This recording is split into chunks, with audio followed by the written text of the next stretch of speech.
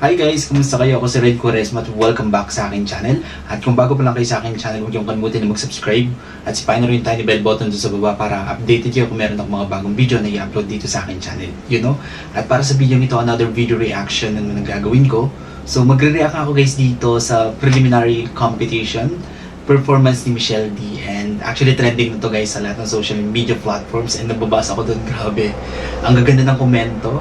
At mostly nababasa ko dun is sobrang nag-stand out daw si Michelle D. Kaya sobrang excited ako ngayon guys na mapanood tong performances niya. Kaya samahan niyo ako guys na mag-react dito at mag-umpisa na tayo. Without further ado, let's begin in 1, 2, 3, go. So ito na guys, ipi-play ko na siya. Sobrang excited na ako na mapanood tong performance ni Michelle D para sa Miss Universe 2023 preliminary competition. Alright, let's count in 3, 2, 1, go. So here we go. Wow, ang ganda niya. Wow, Pilipinas.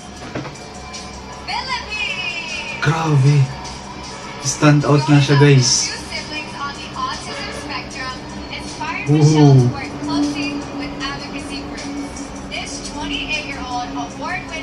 Grabe, winning glow, kitang-kita. Yung stage presence niya.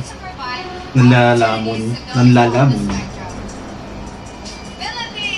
Wow, galing mo Michelle D.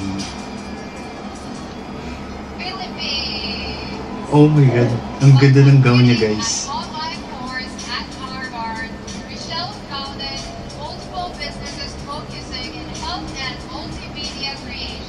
Wow, ang galing, ang flawless.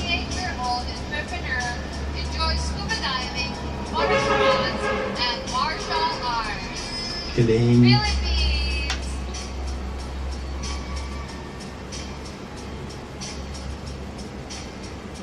Grabe ang ganda niya.